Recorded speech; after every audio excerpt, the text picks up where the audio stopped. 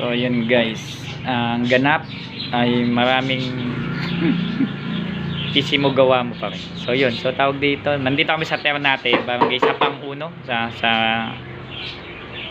may ano, malapit sa may sitio Balingasay. So yung vendor ng client natin ay connecting. So o minsan connected pero no ano, walang portal. So yun, nire-flash. Okay na re-flash. Ang isang problema, pagka re-flash, bilang ka lang up yung seconds nga lang, seconds, hindi minutes nagiging connecting na ulit. So laging ganoon. Nawawala yung yung portal. So kahit bago siyang re-flash. So yun ang pinagtataka namin nung una.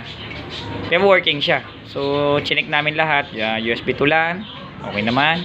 Antena, okay naman. Hindi naman siya overheat. Temperature, okay naman. SD card, baka may sira, hindi rin. So one thing ang nag-come up kami is yung pinalitan namin siya ng back converter. Yung pinalitan siya ng back converter, yung pala kulang na pala yung sinusupply from 12 volts to 5 volts papunta sa board. Kaya pala siya namamatay. So nangyari, pagka kinapos na siya ng supply, sa una okay, pagka tumagal, wala na. So yun.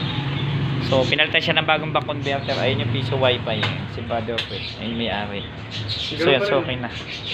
So okay na yung kanyang piso wifi. Dito to sa may bungad lang po ng na pagpasok niyang sa tapat na Alphamart, yung unang bend sa kaliwa. So yun. So okay na siya. So solve na. Okay. So yun. Okay po. So yun, ang problema namin, nagawa na. Okay na, wala naman siya internet. Wala din. Hindi wala din internet. Okay, so anyway, naghintay. Kagabi pa pala sa walang internet, walang converge pala dito.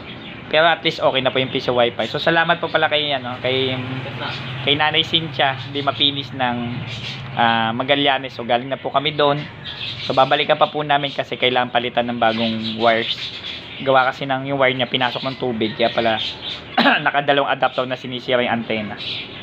Tapos kay Sir Lucky, Boss Lucky, tatapusin natin yan. Pag babalik po ako, so, tapusin na po natin yan. Okay po, PC mo gawa mo, don't forget to subscribe.